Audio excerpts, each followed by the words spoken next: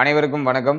ராகு கேது பெயர்ச்சி பலன்கள் 2025 நம்முடைய ராசி மற்றும் நம்முடைய நட்சத்திரத்துக்கு இந்த ராகு கேது பெயர்ச்சி பலன்கள் எப்படி இருக்கு அப்படிங்கறத டீட்டெயிலா கிளியரா நம்ம பார்க்கலாம். பொதுவா இந்த ராகு கேது பெயர்ச்சி எப்போது அப்படின்னு நம்ம பார்க்கும்போது இந்த 2025ஆம் வருடத்துல மே மாதம் 18ஆம் தேதி ராகு கேது பெயர்ச்சி. கேது பகவான் சிம்ம ராசிக்கும் ராகு பகவான் கும்ப ராசிக்கு டிரான்சிட் ஆகுறாங்க. இந்த அமைப்பு வந்து ஒரு சில ராசிகளுக்கு ரொம்ப ஃபேவராகவும் ஒரு சில ராசிகளுக்கு ஒரு மாடரேட்டான பலன்களை தரக்கூடிய அமைப்புலையும் ஒரு சில ராசிகளுக்கு ஒரு எச்சரிக்கை நிறைந்த காலமாகவும் இருக்கு. பொதுவா இந்த ராகு கேதுக்கள் வந்து வக்ரத்திலேயே டிராவல் பண்ணக்கூடிய ஒரு கிரகம், ஆன்டி கிளாக் வைஸ்ல டிரான்சிட் ஆகக்கூடிய ஒரு கிரகம், சாயா கிரகங்கள் அப்படின்னு சொல்லுவோம். ஒரு நிழல் கிரகம் எந்த இடத்துல சஞ்சாரம் செய்தோ அதற்கு தகுந்தாற் போல தன்னுடைய தகவமைப்புல மாத்திக்கிட்டு தன்னுடைய செயல்பாடுகளை செய்யக்கூடிய ஒரு கிரகமா இருக்கும். எந்த இடத்துல டிராவல் பண்ணுதோ அந்த ஸ்தானத்துடைய அதிபதியுடைய தன்மையை உள்வாங்கி கொடுக்கக்கூடிய ஒரு கிரகம் தான் இந்த ராகு கேதுக்கள். ராகு கேதுக்களுக்குன்னு ஒரு சொந்த வீடு கிடையாது.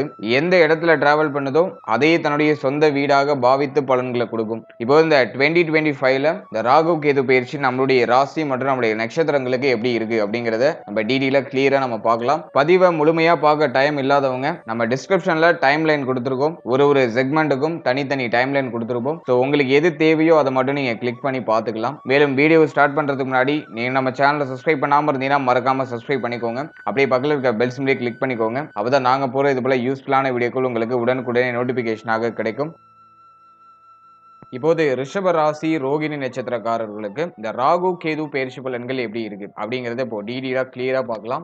நட்சத்திர வரிசையில 4வது நட்சத்திரமா வரக்கூடியது ரோகிணி நட்சத்திரம். சந்திர பகவானுடைய ஆதிக்கம் நிறைந்த ஒரு நட்சத்திரம். நம்முடைய நட்சத்திரநாதனாக சந்திர பகவான் வருவாரு. அதே போல நம்முடைய ஜனனகால ஜாதகத்துல நமக்கு முதல் திசையாக சந்திர திசை வரும். சந்திர திசை முதல்ல, அதன் பிறகு பார்த்தோன்னா செவ்வாய் திசை, அதன் பிறகு ராகு திசை, அடுத்தது குரு திசை, அடுத்தது சனி திசை, புதன் திசை, அதன் பிறகு கேது திசை. இப்படிதான் இந்த ஆர்டர் தான் உங்களுக்கு தசாபுக்தி அந்தரம்லாம் உங்களுடைய ஜனனகால ஜாதகத்துல நடக்கும். அதே மாதிரி இந்த தசாபுக்தி அந்தரம்லாம் உங்களுடைய ஏஜ் வைஸா டிஃபரன்ஸ் ஆகும். ஒருத்தருக்கு ஒரு மாதிரியான தசாபுக்தி அந்தரங்கள் நடக்கும். பொதுவா அந்த ரோகிணி நட்சத்திரத்துல பிறக்கக்கூடியவர்கள் வந்து பார்த்தோன்னா சந்திரனுடைய ஆதிக்கத்துல வந்துருவாங்க. சுக்கிரனோட ராசியில சந்திரனுடைய நட்சத்திரம். இந்த காம்பினேஷன் வரும்போது இந்த நட்சத்திரத்துல பிறக்கக்கூடியவர்கள் வந்து அதிகமான இரக்க சுபாவம் உடையவர்களா இருப்பாங்க. தாய்மை குணம் அதிகமா இருக்கும். நிறைய விஷயங்களை எக்ஸ்ப்ளோர் பண்றதுக்கு ஆசைப்படுவாங்க. புது புது விஷயங்களை ட்ரை பண்ணிக்கிட்டே இருக்கிறது முயற்சி பண்ணுவாங்க. நிறைய அறிவை பெற்று இருக்கக்கூடியவர்கள். கோபம்னா அப்படி வரும். அதே சமயத்துல ரொம்ப சாந்தமா காணப்படுவாங்க. ஆனா கோபம் மட்டும் வந்துருச்சுன்னா அந்த இடத்துல யாருமே நிக்க முடியாது. அந்த அளவுக்கு கோபம் வரும். ஆனா மிகவும் சாந்தமாக செயல்படக்கூடியவர்கள். அதே மாதிரி ஒரு விஷயத்தை ரொம்ப சீக்கிரட்டா பண்ணுவாங்க. ஒரு விஷயம் சக்சஸ் ஆகிறதுக்கு முன்னாடி அதை அவசரப்பட்டு வெளியில எல்லாம் சொல்ல மாட்டாங்க. ரொம்ப சீக்கிரட்டா அந்த விஷயத்தை பண்ணி முடிச்சிட்டு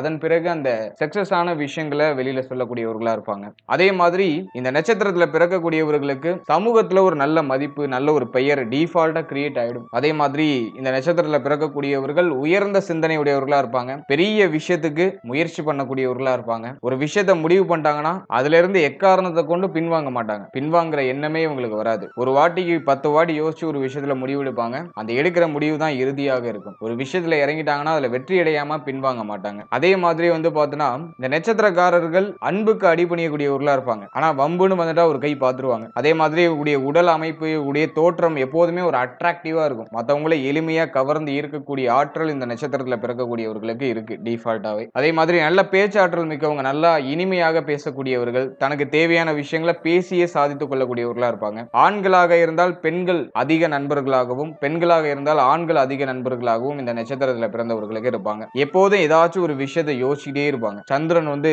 மனோகாரகன். இவங்களுக்கு நிறைய ஆசைகள் வந்துகிட்டே இருக்கும். ஒண்ணு மாத்தி ஒண்ணு செஞ்சுக்கிட்டே இருப்பாங்க. ஒண்ணு மாத்தி ஒண்ணு யோசிச்சுட்டே இருப்பாங்க. கனவு உலகத்துல அதிகமா மிதக்கக்கூடியவர்களா இருப்பாங்க. இதெல்லாம் வந்து இந்த ரோகிணி நட்சத்திரத்துல பிறந்தவர்களுக்கான ஒரு ஸ்பெஷல் கேரக்டர் அப்படின்னு நம்ம எடுத்துக்கலாம். இப்போ இந்த ரோகிணி நட்சத்திரக்காரர்களுக்கு இந்த ராகு கேது பெயர்ச்சி பலன்கள் எப்படி இருக்கு அப்படிங்கறத இப்போ டீடைலா நம்ம பார்க்கலாம்.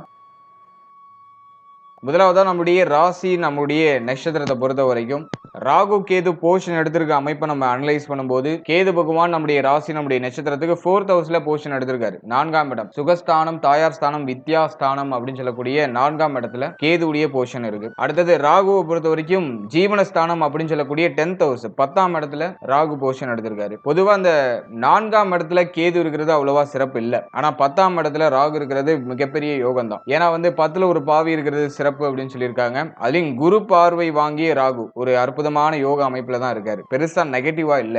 4ஆம் இடத்துல இருக்கிற ராகு மட்டும் ஒரு சில விஷயங்கள ட்ரபிளான சிச்சுவேஷனை கொடுக்கறதுக்கு வாய்ப்பு இருக்கு. அதை நான் டீப்பா அடுத்து நான் உங்களுக்கு எக்ஸ்பிளைன் பண்றேன். அதே மாதிரி லாபஸ்தானத்துல இருக்கிற சனி மிகப்பெரிய யோகம், ரொம்ப நல்ல அமைப்பு. 30 வருஷத்துக்கு ஒரு வாட்டி தான் சனி பகவான் லாபஸ்தானம் அப்படின்னு சொல்லக்கூடிய 11ஆம் இடத்துல சஞ்சாரம் செய்வாரு. அதன் வகையில இந்த காலகட்டத்துல 10ஆம் இடத்துல இருக்கிற சனி பகவான் நமக்கு அற்புதமான நல்ல பலன்களை நிச்சயமாக கொடுப்பாரு. சனி எப்போதும் ஒரு ஸ்லோவான பிளானட். எல்லா கிரகத்தை விடையும் சனி பகவான் தான் ரொம்ப ஸ்லோவா நகரக்கூடிய ஒரு பிளானட். அதனால தன்னுடைய பலன்களையும் மெல்ல மெல்ல தான் கொடுப்பாரு. சனி லாபத்துக்கு வந்ததுமே உங்களுக்கு தூக்கி உச்சத்துல உட்கார வைப்பாரு அப்படிங்கிற மாதிரியான கான்செப்டுக்குள்ள நீங்க போகவே கூடாது. சனி பக்குவப்படுத்தி ஸ்லோவா உங்களுக்கு கொடுப்பாரு. ஆனா உங்களுக்கு கொடுக்க வேண்டியதை கொடுத்துருவாரு. நல்ல பலன்களை, அற்புதமான பலன்களை, அடுத்த 30 வருஷத்துக்கு உங்களுக்கு தேவையான விஷயங்களை லாபஸ்தானத்துல இருக்கிற சனி பகவான் ஸ்லோவா கொடுப்பாரு. அதனால லாப சனி வந்துடுச்சு, ரொம்ப கஷ்டமா இருக்கு, லாப சனின்னு சொல்றீங்க, ஆனா ஒண்ணுமே நல்ல பலன் கிடைக்கல அப்படின்னு சொல்லிட்டு நிறைய பேர் கமெண்ட் செக்ஷன்ல சொல்றீங்க.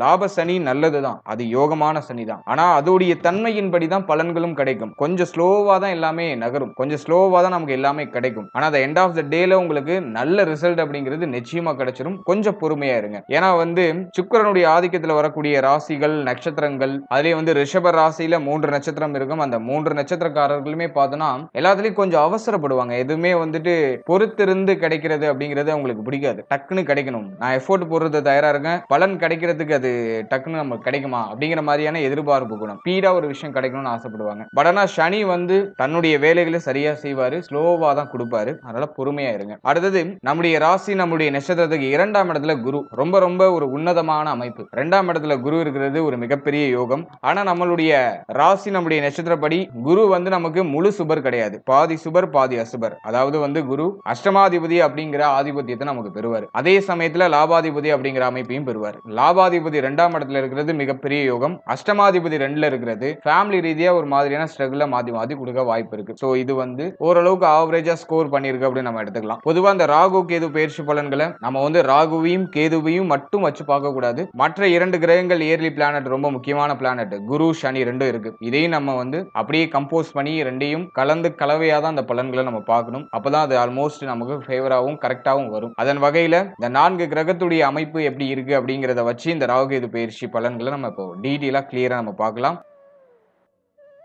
முதலாவதா தொழில், உத்தியோகம். இதுக்கு இந்த ராகு கேது பயிற்சி பலன்கள் எப்படி இருக்கும் அப்படின்னு நம்ம பார்க்கும்போது 10ல ஒரு பாவி இருக்கிறது சிறப்புன்னு சொல்லியிருக்காங்க. அதன் வகையில 10ஆம் இடத்துல இருக்கிற ராகு தொடர்ச்சியா நமக்கு பணிச்சுமை, ஒரு மாதிரி தொழில் உத்தியோகத்துல தொடர் மாற்றங்கள், தொழில் உத்தியோகம் சம்பந்தப்பட்ட விஷயங்கள்ல நிறைய சிந்தனைகள், இப்படி ஒரு மாதிரி மாத்தி மாத்தி நமக்கு மனநிலைய ஏற்றமும் இறக்கமுமா எடுத்துட்டு போயிட்டு இருக்கு. இப்போ குரு பார்வையில இருக்கிற ராகு நமக்கு ஆல்மோஸ்ட் ஒரு நல்ல பலன்களை கொடுக்க ஆரம்பிச்சிருப்பாரு. உத்தியோகம் இல்லாதவங்களுக்கு உத்தியோக வாய்ப்பு ஆல்மோஸ்ட் கிடைச்சிருக்கும். அப்படி இல்லை அப்படின்னா இனி வரக்கூடிய காலகட்டங்களில் உங்களுக்கு ஒரு நல்ல உத்தியோக வாய்ப்பு டெஃபினெட்லி கிடைச்சிடும். நீங்க தைரியமா, உத்தியோகம் இல்லைன்னா நீங்க தைரியமா உங்களுடைய முயற்சியை தொடருங்க. நீங்க எடுக்கிற முயற்சியில ஒரு ஃபர்ஸ்ட் அட்டெம்ப்ட்லயே உங்களுக்கு ஒரு நல்ல உத்தியோக வாய்ப்புகள் கிடைச்சிடும். அதனால தொழில் உத்தியோகம் சார்ந்த வகையில யாருக்கெல்லாம் உத்தியோகம் இல்லையோ அவங்களுக்குலாம் உத்தியோக வாய்ப்பு கிடைச்சிடும். தொழில் ஸ்டார்ட் பண்ணணும்னு ஆசைப்படுறீங்கன்னா அதை இப்போ ஸ்டார்ட் பண்ணலாம். தொழிலை ஸ்டார்ட் பண்றதுக்கு ஒரு அற்புதமான காலகட்டம். என்ன ராகு 10ல இருக்கும்போது ஒரு விஷயத்தை பண்ணுவோமா வேணாமாங்கிற குழப்பத்தை கொடுக்கும். ஆனா குரு பார்வையில் இருக்கிறதுனால இப்ப பண்ணியே ஆகணும், வேற ஆப்ஷன் இல்லை அப்படிங்கிற மாதிரியான அமைப்பை கொடுத்துரும்.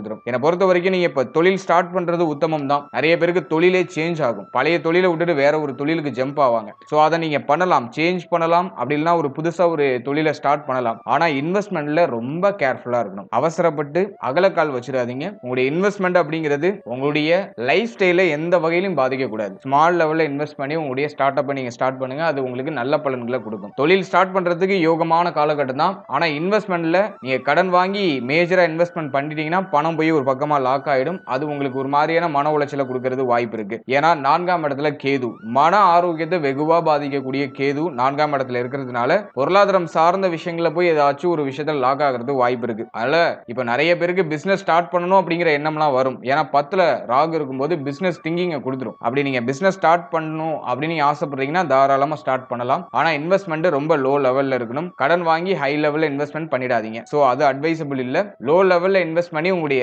ஒர்க், உங்களுடைய எஃபோர்ட் இதை வந்து நீங்க கொஞ்சம் ஹெவியா நீங்க கொடுக்கும்போது நல்ல பலன்கள் நிச்சயமாக கிடைக்கும். எனவே தொழில் உத்தியோகத்தை பொறுத்த வரைக்கும் சுபம் தான், எதுவும் நெகட்டிவா இல்ல. தொழில் உத்தியோகத்தை பொறுத்த வரைக்கும் ஒரு அற்புதமான மாற்றம் அப்படிங்கிறது நிச்சயமாக ஏற்படும். நிறைய பேருக்கு மாற்றம் ஏற்படும். ஸ்டார்டிங்ல உங்களுக்கு ஒரு மாதிரி பயத்தை ஏற்படுத்தி அது அப்படியே ஃபைனலா உங்களுக்கு வந்து ஒரு சுபமான ஒரு நல்ல வழி அதை காமிச்சு கொடுக்கும். அதுதான் இங்க வந்து ரொம்ப முக்கியமான விஷயம். அதில் ஆரம்பத்தில் இருக்க குழப்பத்தை நினைச்சு யாரும் வருத்தம் அடைய வேண்டாம். ஒரு சுப மாற்றத்தை நோக்கி பயணிக்கும் தொழில் உத்தியோகம் எல்லாம் உங்களுக்கு ஆல்மோஸ்ட் அது எண்ட் ரிசல்ட்டை உங்களுக்கு ஃபேவரா கொடுக்கும்.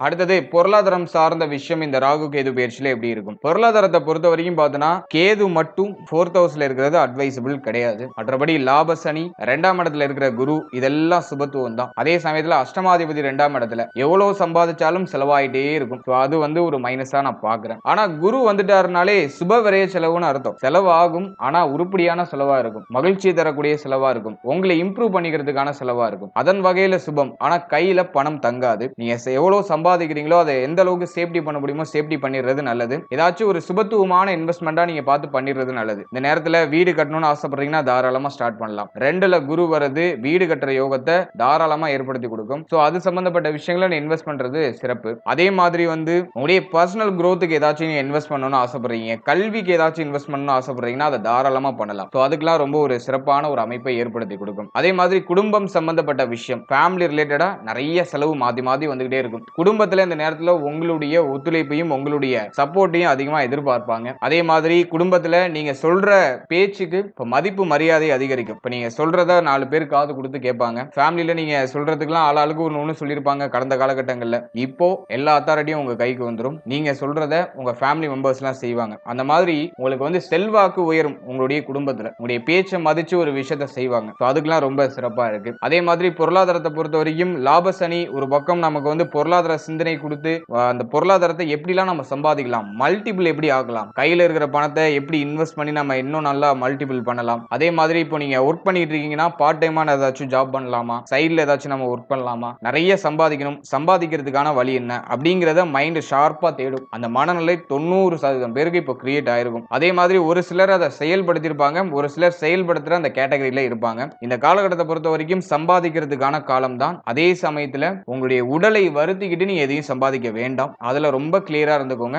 ஹெல்த் ஃபர்ஸ்ட், அடுத்து உங்களுடைய கேரக்டர், அதுக்கப்புறம் தான் உங்களுடைய பொருளாதாரம்லாம். ஹெல்த்தை மட்டும் விட்டுறாதீங்க. சோ அதுல கேர்ஃபுல்லா இருந்துக்கோங்க. மற்றபடி பொருளாதார ரீதியா நல்ல வளர்ச்சி நிச்சயமாக இருக்கும். சுபத்துவமான நிறைய நல்ல விசேஷங்களுக்கு செலவு செய்வீங்க. அது உங்களுக்கு ஒரு நிறைவை கொடுக்கும். சோ அது இந்த காலகட்டங்கள்ல உங்களுக்கு இருக்கிற ஒரு பெரிய பாசிட்டிவான விஷயம். அதே போல 4th ஹவுஸ்ல இருக்கிற கேது ஃபேமிலில வந்து பார்த்தோன்னா தாய் சம்பந்தப்பட்ட விஷயங்கள்ல தொடர்ச்சியா செலவுகள், தாயாரோட அடிக்கடி வாக்குவாதம், அப்படின்னா தாயார் சம்பந்தமான ஏதாச்சும் ஒரு விதத்துல கவலை, வருத்தம், அப்படின்னா தாயாருக்கு ஹெல்த் ரீதியா ஏதாச்சும் செலவு ஏற்படுறது, இப்படி தாய் சம்பந்தப்பட்ட விஷயங்களை ஒரு சில ஏற்றத்தாழ்வுகளை ஏற்படுத்தலாம். அதே மாதிரி இந்த வண்டி வாகனம், நீ ஆல்ரெடி இருக்கிற வீடு, இது சம்பந்தப்பட்ட விஷயங்களை ஏதாச்சும் பழுது பார்த்தல் சார்ந்த வகையில தொடர் விரைய செலவுகள் ஏற்படுறது வாய்ப்பு இருக்கு. அதே மாதிரி இந்த நேரத்துல புதுசா வண்டி வாகனம் வாங்குறதுக்குலாம் பெருசா அட்வைசபிள் இல்ல. ஏன்னா 4th ஹவுஸ்ல இருக்கிற கேது வண்டி வாகனம் சார்ந்த விஷயங்கள்ல கேர்ஃபுல்லா இருக்கிறது நல்லது அப்படிங்கறத இன்டிமேஷன் பண்ணுது. அதே மாதிரி செகண்ட் ஹேண்ட்ஸ்ல ஏதாச்சும் நீங்க வண்டி வாகனம் வாங்குறீங்கன்னா டாக்குமெண்ட்ஸ் எல்லாம் கரெக்டா இருக்கா அப்படிங்கறத ஒரு வாட்டிக்கு 4 வாட்டி செக் பண்ணிக்கிறது நல்லது. மேலும் இந்த நேரத்துல இந்த நிலபுலம் வாங்கக்கூடியவர்கள் அந்த டாக்குமெண்ட்ஸ் எல்லாம் கரெக்டா செக் பண்ணி சரியா ப்ரொசீட் பண்றது நல்ல பலன்களை பெற்றுக் கொடுக்கும். இது மட்டும் கொஞ்சம் கேர் எடுத்துக்கணும். மற்றபடி பெருசா நெகட்டிவ் இல்ல.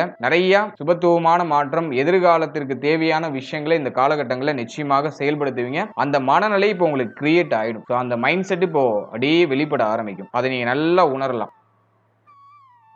அடுத்ததாக குடும்ப வாழ்க்கை இந்த ராகு கேது பயிற்சியில எப்படி இருக்கும் அப்படி நம்ம அனலைஸ் பண்ணும்போது, தன குடும்ப வாக்குஸ்தானத்துல குரு பகவான் அது நல்ல நிலையாக இருந்தாலும் அஷ்டமாதிபதி அப்படிங்கிற ரோலையும் குரு பகவான் நமக்கு பிளே பண்ணுவாரு. அதன் வகையில குடும்பத்துல சில சமயங்கள்ல அமைதி இல்லாத சூழ்நிலைகள்லாம் மேலோட்டமா வெளிப்படுற மாதிரி இருக்கும். அடிக்கடி வாக்குவாதம் ஏற்படுற மாதிரி இருக்கும். அந்த வாக்குவாதம்லாம் ஏதாச்சும் பெருசா பூம் ஆகுதா அப்படின்னு பார்க்கும்போது அது டெஃபினட்டா இல்லைன்னு தான் சொல்லணும். குறிப்பா பொருளாதாரம் சார்ந்த வாக்குவாதம் குடும்பத்துல ஃபேமிலி மெம்பர்ஸ்குள்ள ஏற்படுறது வாய்ப்பு இருக்கு. உங்களுக்கும் உங்களுடைய குடும்ப உறுப்பினர்களை யாருக்காச்சும் பொருளாதாரம் சார்ந்த வாக்குவாதம் ஏற்படுறது வாய்ப்பு இருக்கு. அதுல நம்ம கொஞ்சம் கவனமா வார்த்தைகளை அவசரப்பட்டு வெளியிடாம கொஞ்சம் நம்முடைய பேச்சு சாதுரியத்தை பயன்படுத்தி தப்பிக்கிறதுக்கு முயற்சி பண்றது நல்லது. மற்றபடி இந்த நேரத்துல ஃபேமிலிக்கு கொடுக்கக்கூடிய வாக்கை காப்பாத்துறதுக்கான வாய்ப்புகள்லாம் கிடைக்கும். அடுத்தது குடும்பத்துல நிறைய சுப விசேஷம் நடக்கும். குடும்பத்துல நிறைய சுப நிகழ்வுகள் நடக்கும். அது சம்பந்தப்பட்ட விஷயங்கள நிறைய சுப விரைய செலவுகள் ஏற்படும். அதே மாதிரி குடும்பத்தை வளர்ச்சி அடைய வைக்கிறதுக்காக அயராது உழைப்பீங்க. குடும்பத்தை வந்து அடுத்த கட்டத்துக்கு எடுத்துட்டு போகணும் அப்படின்னு அந்த ஒரு சிந்தனை, அந்த ஒரு எண்ணம் அது இப்போ வந்து பீக் பீக்ல இருக்கும். அது வந்து ரொம்ப நல்ல அமைப்பா நான் பார்க்கிறேன். அதே போல 4th ஹவுஸ்ல இருக்கிற கேது அது வந்து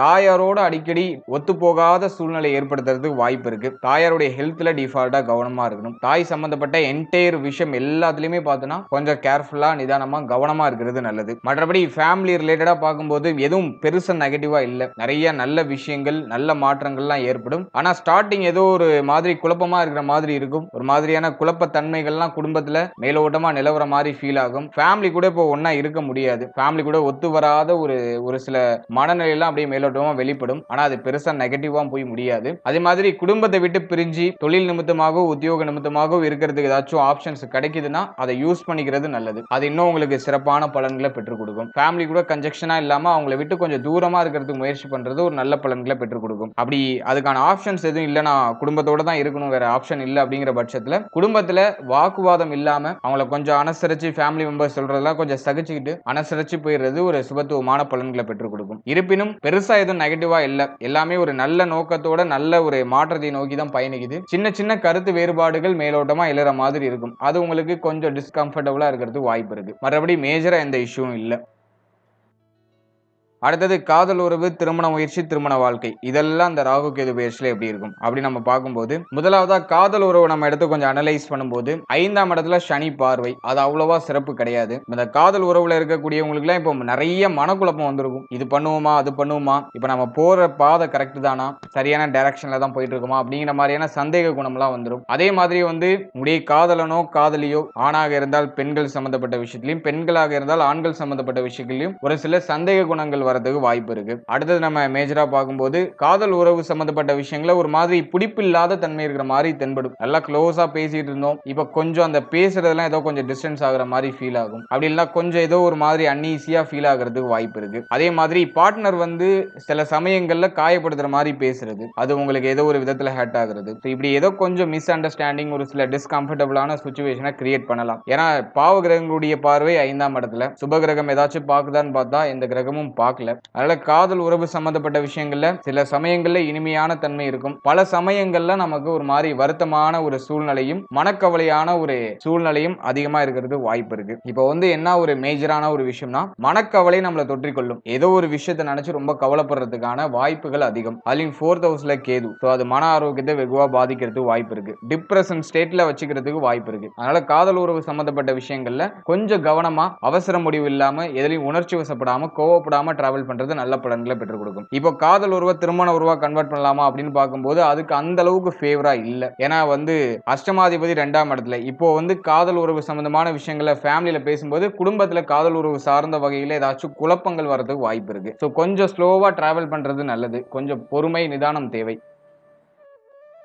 அடுத்த திருமண முயற்சி சம்பந்தப்பட்ட விஷயம் இந்த காலகட்டங்களில் எப்படி இருக்கும் அப்படின்னு பார்க்கும்போது 7ஆம் இடம் சார்ந்த விஷயங்கள்ல எந்த ஒரு நெகட்டிவான இன்ஃப்ளூயன்ஸும் இல்ல. 7ஆம் இடம் சுத்தமா இருக்கு. அஷ்டமாதிபதி 2ல இருந்தாலும் 2ஆம் இடத்துல இருந்து அஷ்டமஸ்தானத்தை குரு பகவான் பார்த்து சுபத்துவப்படுத்திடுறாரு. அதனால திருமண முயற்சி சம்பந்தப்பட்ட விஷயங்களை பொறுத்த வரைக்கும் ராகு கேதுக்கள் பெருசா தடையா இல்ல. என்ன ஒரு விஷயம்னாக்கா இப்ப திருமண முயற்சிகளை செய்யலாம், அதுக்கான பாசிபிலிட்டி ரொம்ப சிறப்பாவே இருக்கு. திருமண முயற்சி சார்ந்த வகையெல்லாம் சுப செய்திகள் மிக அற்புதமான முறையில் கிடைக்கும். என்ன ஒரு விஷயம் மைனஸா இருக்குன்னா 4ஆம் இடத்துல இருக்கிற கேது தொடர் மனக்குழப்பங்களை கொடுத்துரும். அதே மாதிரி 2nd ஹவுஸ்ல இருக்கிற குரு ஃபேமிலி மெம்பர்ஸ் எல்லாம் வந்து சுப பேச்சுவார்த்தைகள்லாம் எடுப்பாங்க, ஆனா ஆளாளுக்கு ஒண்ணு சொல்லுவாங்க, ரொம்ப கன்ஃபியூஷனா இருக்கும் உங்களுக்கு. அது மட்டும் தான் மைனஸா இருக்கு. மற்றபடி இந்த காலகட்டத்தை பொறுத்த வரைக்கும் திருமண முயற்சிகள் சார்ந்த விஷயங்கள்லாம் சுப செய்திகள் கிடைக்கும். திருமணம் சார்ந்த வகையில சுப விரை செலவுகள்லாம் ஏற்படும். யாருக்கெல்லாம் திருமணம் ஆகலையோ இந்த நேரத்துல தைரியத்தோட நம்பிக்கையோட உங்களுடைய திருமண முயற்சிகளை தொடரலாம். நல்ல செய்திகள் கிடைக்கும். மனசுல இருக்கிற குழப்பத்தை மட்டும் தயவு செஞ்சு குறைச்சிருங்க. மைண்ட் இப்ப அதிகமா யோசிக்கும். ஏன்னா புத்தி ஸ்தானம் 5ஆம் இடம் ஆக்டிவேஷன்ல இருக்கு. அதனால மைண்ட் இப்ப பயங்கரமா யோசிக்கும். சோ தேவையில்லாத சிந்தனையெல்லாம் குறைச்சிட்டு பாசிட்டிவ் திங்கிங்கோட நீங்க மூவ் ஆன் ஆகும்போது நல்ல செய்திகள் மிக விரைவிலே கிடைக்கும். அதே மாதிரி திருமண தடை ஏற்படுற மாதிரி ஃபீல் ஆகுறவங்க இந்த நேரத்துல கேது பகவானுக்கு உகந்த தெய்வமான விநாயகர் வழிபாடு பண்றது ரொம்ப விசேஷம், ரொம்ப சிறப்பு. விநாயகர் வழிபாடு உங்களுக்கு ஒரு நல்ல செய்தியை கொண்டு வந்து சேர்க்கும், ஒரு மன தெளிவையும் உங்களுக்கு ஏற்படுத்தி கொடுக்கும். இது ஒரு சின்ன ரெமடி தான், உங்களுடைய மைண்டை கொஞ்சம் ஃப்ரெஷ் அப் பண்றதுக்கான ஒரு சின்ன ரெமடி. கடவுள் நம்பிக்கை இருக்கிறவங்க இதை நீங்க ஃபாலோ பண்றது நல்லது. குறிப்பா விநாயகர் வழிபாடுனா அந்த தோப்பு காரணத்தை மறந்துடாதீங்க. முக்கியமா அதுதான் இங்க வந்து மெயின் ரோல் பிளே பண்ணும். நல்லா காதை புடிச்சிட்டு கீழே நல்லா உட்கார்ந்து எந்திரிங்க, தோப்பு காரணம் போடுங்க நல்லா. அது வந்து உங்களுடைய மைண்டை நல்லா ஃப்ரெஷ் அப் பண்ணும். அது வந்து உங்களுக்கு ஒரு நல்ல ரெமடியா இருக்கும்.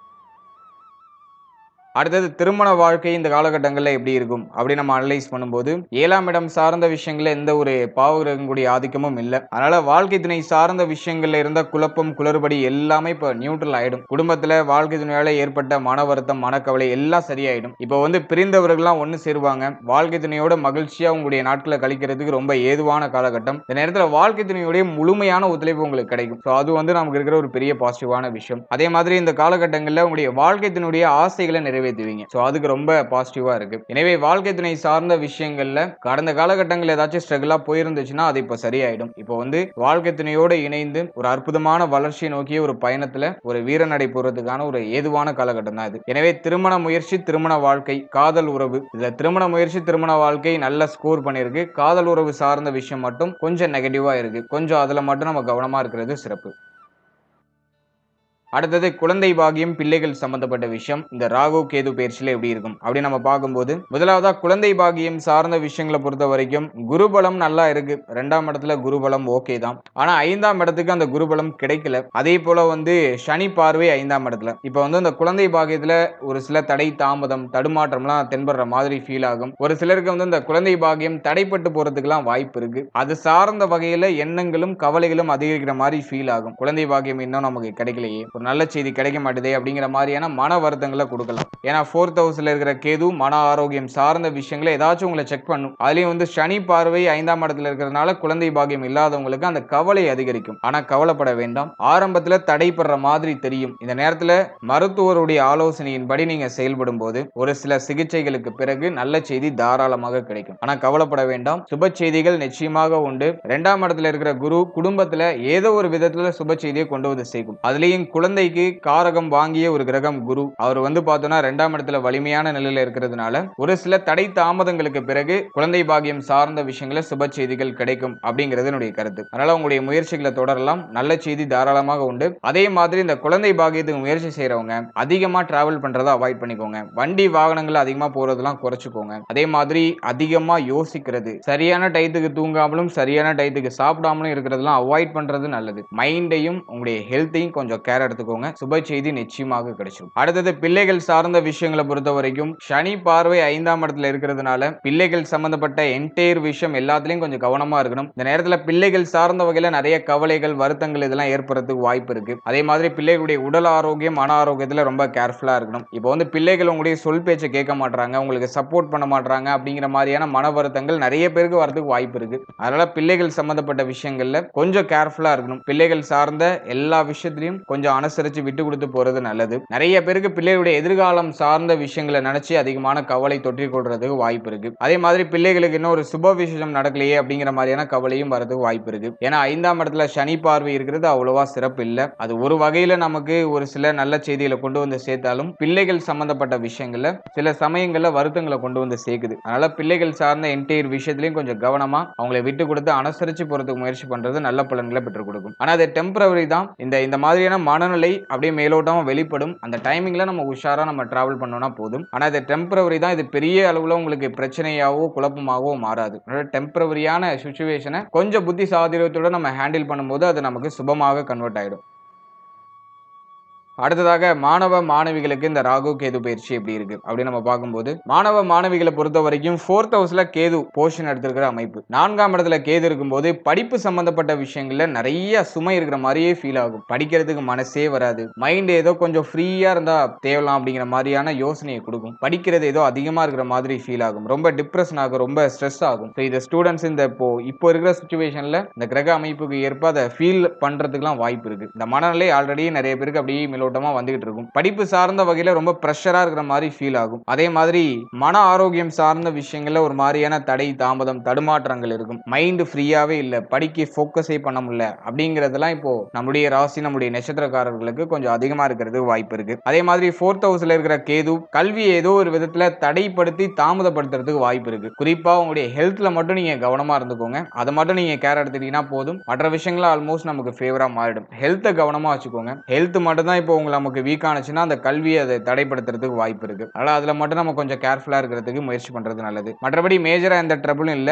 மாணவ மாணவிகளை பொறுத்த வரைக்கும் வெளியூர் வெளி மாநிலத்துல போய் படிக்கிறதுக்கான ஆப்பர்ச்சுனிட்டிஸ் கிடைக்கும். ஆனா அது கூடவே சேர்த்து குழப்பத்தையும் கொடுக்கும். ஒரு ஆப்பர்ச்சுனிட்டிஸ் கிடைக்குதுன்னா அதை நம்ம ஏத்துக்கலாமா, அதை செயல்படுத்தலாமா அப்படிங்கிற மாதிரியான குழப்பத்தை கொடுக்கும். 4th ஹவுஸ்ல இருக்கிற கேது கல்வி சம்பந்தப்பட்ட விஷயங்களை நமக்கு நெகட்டிவான பிம்பத்தை கிரியேட் பண்றதுக்கு வாய்ப்பு இருக்கு. அதனால குழப்பத்தோட எந்த ஒரு அவசர முடிவுகளையும் எடுக்காம மாணவ மாணவிகள் படிப்புல கொஞ்சம் கவனம் செலுத்தி உங்களுடைய ஆசான் உங்களுடைய பெற்றோர்கள் சொல்றதை கேட்டு நீங்க நடக்கிறது சுபத்துவமான பலன்களை பெற்றுக் கொடுக்கும். இப்ப தவறுதலான முடிவுகள் எடுக்க வைக்கும். மாணவ மாணவிகள் வந்து நல்லா படிச்சிட்டு இருப்பாங்க, திடீர்னு பார்த்தா அதை டிஸ்கண்டினியூ பண்ணிட்டு வேற ஏதாச்சும் ஒர்க்குக்கு போகலாம், அப்படின்னா வேற ஏதாச்சும் நம்ம டிஃப்ரெண்டா ஏதாச்சும் பண்ணலாம் அப்படிங்கிற மாதிரியான யோசனைகள் எல்லாம் கொடுக்கும். அதனால 4th ஹவுஸ்ல இருக்கிற கேது கல்வி சார்ந்த விஷயங்களை ஒரு சில ஏற்றத்தாழ்வுகளை கொடுக்கலாம். ஸோ அந்த டைமிங்ல கொஞ்சம் விழிப்படைந்து நமக்கு படிப்பு தான் முக்கியம் அப்படின்னு சொல்லிட்டு நம்ம படிப்புல ஃபோக்கஸ் பண்ணி டிராவல் பண்றது நல்லது. 4th ஹவுஸ்ல கேது இருக்கும்போது நிறைய டிஸ்ட்ராக்ஷன்ஸ் வரும். உங்களை அறியாமலே உங்களுடைய படிப்பை குறைக்கிறதுக்கு உங்களை சுத்தி நண்பர்கள் யாராச்சும் வந்துருவாங்க. அப்படி இல்லைனாக்கா உங்களை சுத்தி ஏதாச்சும் ஒரு பிம்பம் வந்துடும். அது உங்களுடைய படிப்பை அப்படி கொஞ்சம் கொஞ்சமா மந்தப்படுத்தும். ஸோ அத மாதிரியான விஷயங்களை கொஞ்சம் கேர்ஃபுல்லா இருந்துக்கோங்க. மற்றபடி படிப்பு சார்ந்த விஷயங்களை பொறுத்த வரைக்கும்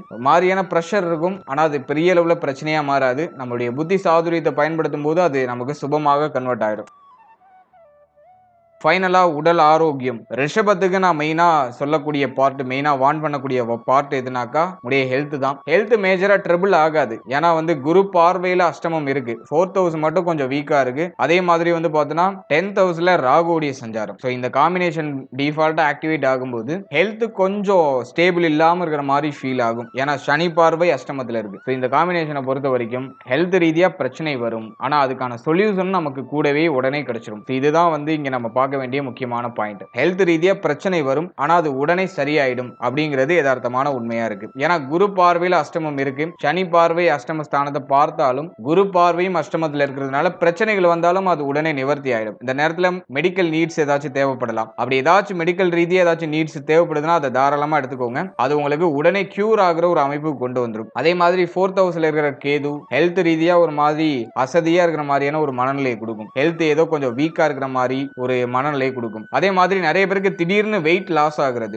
ரொம்ப வீக் ஆகிறது, பாடி ரொம்ப வீக் ஆகிறது, தோற்றத்துல ஒரு மாதிரி பொலிவில்லாத தன்மை ஏற்படுறது. சோ இதெல்லாம் வந்து பார்த்தோம்னா 4th ஹவுஸ்ல இருக்கிற கேது திடீர் மருத்துவ செலவுகளை ஏற்படுத்தி ஹெல்த் ரீதியா இருக்கிற பிரச்சனைகளை சரிப்படுத்துறதுக்கான வாய்ப்புகளை ஏற்படுத்தி கொடுக்கும். சோ நீண்ட நாள் உடல் ஆரோக்கிய பிரச்சனை இப்ப பெரிய பிரச்சனையாக மாறி அதுக்கு ஒரு சொல்யூஷன் கிடைக்கும் அப்படிங்கிறது தான் இங்க நம்ம புரிஞ்சுக்க வேண்டிய ஒரு விஷயம். அதனால உடல் ஆரோக்கிய ரீதியா பிரச்சனை வருதுன்னு நினைச்சு பயப்பட வேண்டாம். ஹெல்த் ரீதியா பிரச்சனை வந்தாலும் அது உடனே சரியாயிடும். அதுக்கான மெடிக்கல் நீட்ஸ் எடுத்துக்கிறதுக்கு முயற்சி பண்ணுங்க. அதே மாதிரி 4th ஹவுஸ்ல இருக்கிற கேது மன ஆரோக்கியம் சார்ந்த விஷயங்கள்ல ஒரு ஹெவியான பாதிப்பு கொடுக்கிறது வாய்ப்பு இருக்கு. அதனால இந்த நேரத்துல மன ஆரோக்கியத்தை நம்ம பராமரிக்க வேண்டியது நம்முடைய கடமை அப்படிங்கறத நீங்க புரிஞ்சுக்கணும். அதனால மன ஆரோக்கியத்தை பராமரிக்கிறதுக்கு தெய்வ வழிபாடு, உங்களுடைய குலதெய்வ வழிபாடு, உங்களுடைய இஷ்ட தெய்வ வழிபாடு இதெல்லாம் உங்களுக்கு ஒரு நல்ல ஒரு நிவர்த்தியை பெற்றுக் கொடுக்கும். குறிப்பா விநாயகர் வழிபாடு சிறப்பு. நான் ஆரம்பத்திலே சொல்லியிருந்தேன், விநாயகர் வழிபாடு தினமும் தோப்புக்காரனை போடுங்க. அது உங்களுக்கு வந்து ஒரு புத்தி தெளிவை கொடுக்கும், மனசுல இருக்கிற பாரத்தை குறைக்கும். இது ஒரு மெத்தட். உங்களுக்கு வந்து இந்த இறை வழிபாட்டு மேல நம்பிக்கை இல்லை அப்படிங்கிற பட்சத்துல மெடிடேஷன் அப்படிங்கிற ஒரு பவர்ஃபுல்லான வெப்பனை கையில் எடுத்துக்கோங்க. நல்லா மைண்டை மெடிடேட் பண்ணி மைண்டை நல்லா ப்ரிப்பேர் பண்ணிக்கோங்க. இந்த நேரத்தில் நிச்சயமா மெடிடேஷன் நீங்க பண்ணியே ஆகணும். ஏன்னா மனதை கட்டுப்படுத்துறது, மனசுல இருக்கிற பாரத்தை குறைக்கிறதுக்கு மெடிடேஷன் உங்களுக்கு நல்ல நிவர்த்தியை பெற்றுக் கொடுக்கும். அல்ல சயின்டிபிக்கா நம்ம பார்க்கும்போது ரெண்டுமே ஒரே மாதிரியான மெத்தடாலஜி தான். இறை வழிபாடும் மெடிடேஷனும் ஒரே மாதிரியான மெத்தடாலஜி தான். அதனால உங்களுக்கு எது கம்ஃபர்டபுளா இருக்கிறோ அதை நீங்க சூஸ் பண்ணி டிராவல் பண்றது சிறப்பு. ஆனா கண்டிப்பா மெடிடேஷன் பண்ணுங்க. எல்லாருமே மெடிடேஷன் பண்ணுங்க. அதுதான் உங்களுக்கு மைண்டை காம் டவுன் பண்ணி ஒரு தெளிவான பாதையில பயணிக்கிறதுக்கான ஒரு தெளிவை நமக்கு பெற்றுக் கொடுக்கும். எனவே இந்த ராகு கேது பயிற்சியை பொறுத்த வரைக்கும் ஹெல்த்ல கொஞ்சம் டிஃபால்ட்டா கவனமா இருங்க. ஏன்னா வந்து பனிச்சுமையெல்லாம் கொஞ்சம் அதிகமா இருக்கிற மாதிரி இருக்கும். இப்போ வந்து கொஞ்சம் உழைக்கிறதுக்கு நம்ம தயாரா இருப்போம். எஃபோர்ட் போட்டு நல்லா சம்பாதிக்கணும் அப்படிங்கிற மனநிலை வந்துடும். நம்ம நல்லா உழைக்கும் போது சரியா சாப்பிட மாட்டோம், சரியா தூங்க மாட்டோம். இதெல்லாம் வந்து ஒரு ஆர்டரா இருக்காது. எல்லாமே ஒரு மாதிரி அப் அண்ட் டவுன்ஸ்ல இருக்கும். அது அப்படியே ஹெல்த் இஷ்யூவா கன்வெர்ட் ஆகும். இதுதான் பேசிக்கா நடக்கக்கூடிய அல்கிரிதம். அதனால டைத்துக்கு சாப்பிடுங்க, டைத்துக்கு தூங்குங்க. நம்ம வந்து உழைக்கணும் அப்படிங்கிறது கரெக்ட் தான். இந்த உலகத்துல பணம் இல்லாம வாழ முடியாது அப்படிங்கிறதும் கரெக்ட் தான். ஆனா இது எல்லாத்தையும் ரொம்ப முக்கியம் நம்மளுடைய ஹெல்த். நம்முடைய ஹெல்த் இல்லாம எதுவுமே அனுபவிக்க முடியாது. நம்ம 3 வேளை நிம்மதியா சாப்பிடுறதுக்காக தான் நம்ம உழைக்கிறோம். ஆனா இப்போ உள்ளவங்க எல்லாருமே மோஸ்ட் ஆஃப் த பீப்புள் என்ன பண்றாங்கன்னா 3 வேளை சாப்பிடுறதுக்கு தான் உழைக்கிறோம் அப்படிங்கறத கூட மறந்து அந்த சாப்பாடெல்லாம் கூட அவாய்ட் பண்ணிட்டு நிறைய பேர் உழைச்சிட்டு இருக்காங்க. அதெல்லாம் ரொம்ப தப்பு. நம்முடைய உடலுக்கு நம்ம வந்து கரெக்டா ப்ராப்பரா அதுக்கு கொடுக்க வேண்டிய வேண்டியதை நம்ம கரெக்டா கொடுத்துடணும். அது நமக்கு உழைச்சு கொடுக்குது, நாம அதுக்கு தேவையானதை கரெக்டா கொடுத்துடணும். அப்போதான் அது நமக்கு ப்ராப்பரா சப்போர்ட் பண்ணும். அதனால டயத்துக்கு சாப்பிடுங்க, டயத்துக்கு தூங்குங்க, மைண்டை ரிலாக்ஸா வச்சுக்கோங்க. எதை நினைச்சும் பெருசா ஒரி பண்ணாதீங்க. உங்களுக்கு எது கிடைக்கணுமோ அது உங்க கைக்கு வந்து சேரும். அல்ல எதை நினைச்சு கவலைப்படாம டிராவல் பண்ணுங்க. எல்லாமே நமக்கு சுபத்துவமான மாற்றத்தை நோக்கி பயணிக்கும். வாழ்த்துக்கள். இப்போ நீங்க இது வரைக்கும் பார்த்த இந்த பொது பலன்கள் உங்களுக்கு எவ்வளவு பர்சன்டேஜ் பொருந்தி வருது அப்படிங்கறத மறக்காம கமெண்ட் செக்ஷன்ல சொல்லுங்க. மேலும் இந்த பதிவு பற்றிய உங்களுடைய கருத்து என்ன அப்படிங்கறத மறக்காம கமெண்ட் செக்ஷன்ல சொல்லுங்க. சோ அது என்னுடைய அடுத்த கட்ட ரிசர்ச்சுக்கு ரொம்ப யூஸ்ஃபுல்லா இருக்கும். மேலும் இந்த பதிவுல சொல்லப்பட்டிருக்க பலன்கள் ஒரு பொதுவான கோச்சார பலன்கள். இது உங்களுடைய ஜனனகால ஜாதகத்தில் இருக்க கிரக அமைப்புகள் மற்றும் தசா புக்திகளின் பெயரால நிச்சயமாக இது மாற்றம் அடையும். எனவே உங்களுடைய 100% பலன்களுக்கு உங்களுடைய ஜனனகால ஜாதகத்தை நீங்க ஒரு வாட்டி தெளிவா பார்த்துட்டு அதோட அந்த கோச்சாரத்தை நீங்க சூப்பர் கம்போஸ் பண்ணும்போது அது உங்களுக்கு சிறப்பாக பொருந்தி வரும். ஏன்னா ஒரு சிலருக்கு நல்ல தசாபுக்தி நடக்கும், அவர்களுக்கு இந்த கோச்சாரத்துல பெரிய இம்பாக்ட் அப்படிங்கிறது ஏற்படாது. ஒரு சிலருக்கு அவ்வளவா சிறப்பான தசாபுக்தி நடக்காது, கொஞ்சம் மைனஸான தசாபுக்தியே நடக்கும். அவங்களுக்கு இந்த தசாபுக்தியோட இம்பாக்ட் டோட்டலா அப்படியே ரிஃப்ளெக்ட் ஆகும். எனவே உங்களுடைய ஜனனகால ஜாதகத்துல ஒரு யோக தசை, லக்னாதிபதி தசை, சுப தசை நடக்குதுனாக்கா, சுபஸ்தானங்களுக்குரிய தசை நடக்குதுனாக்கா, இந்த கோச்சாரத்துல எவ்வளவு நெகட்டிவான விஷயங்கள் வந்தாலும் உங்களுக்கு நடக்கிறதுலாம் பாசிட்டிவா தான் இருக்கும். அதே மாதிரி உங்களுடைய ஜனனகால ஜாதகத்துல அவயோக தசை நடக்குது, பாவஸ்தானங்களுடைய திசை நடக்குது அப்படிங்கிற பட்சத்துல இந்த கோச்சார ரீதியா எவ்வளவு பாசிட்டிவான பலன்கள் நம்ம சொன்னாலும் அது உங்களுக்கு ஏதோ நெகட்டிவா நடக்கிற மாதிரியே ஃபீல் ஆகும். எனவே உங்களுடைய ஜனனகால ஜாதகத்தை தெளிவா உறுதிப்படுத்திட்டு உங்களுக்கு தசா புக்திலாம் நல்லா இருக்கான்னு ஒரு வாட்டி தெளிவு பண்ணிட்டு அதன் பிறகு இந்த கோச்சாரத்தை நீங்க கம்போஸ் பண்ணி பார்க்கும்போது அது உங்களுக்கு சிறப்பான முறையில ஒரு புரிதலையும் ஒரு தெளிவையும் நமக்கு கொடுக்கும். மேலும் நம்முடைய சேனல்ல இதுக்கு முன்னாடி குரு பயிற்சிக்கான சிறப்பு பலன்கள் ரொம்ப டீடெயிலா 27 நட்சத்திரத்துக்கும் ரிலீஸ் பண்ணிருக்கோம். அந்த பதிவை பார்க்காதவங்க டிஸ்கிரிப்ஷன்ல பிளேலிஸ்டோட லிங்க் தரேன், மறக்காம அதை ஒரு வாட்டி செக் பண்ணி பாருங்க. அது உங்களுக்கு ரொம்ப யூஸ்ஃபுல்லா இருக்கும். மேலும் 12 ராசி, 12 லக்னம், 27 நட்சத்திரம், சோ இதுக்கெல்லாம் நாங்க பொது பலன்கள் ஒரு ப்ரிப்பேரா நாங்க போட்டிருக்கோம். சோ அந்த பொது பலன்களை பார்க்காதவங்க மறக்காம அதையும் செக் பண்ணி பாருங்க. சோ அந்த பதிவுகளை நீங்க பார்க்கும்போது உங்களை பற்றிய ஒரு புரிதல், ஒரு தெளிவு அந்த பதிவுகளின் மூலமா நிச்சயமா உங்களுக்கு ஏற்படும். அதுல உங்களுடைய பிறப்பு முதல் உங்களுடைய எதிர்காலம் வரை டோட்டலா A to Z தெளிவா அதுல எக்ஸ்பிளைன் பண்ணிருப்போம். சோ அந்த பதிவுக்கான லிங்கை நான் டிஸ்கிரிப்ஷன்ல கொடுத்திருக்கேன். சோ டைம் இருக்கும்போது அதையும் செக் பண்ணி பாருங்க. And finally, very limited time. So be cool, stay happy, stay healthy, and enjoy.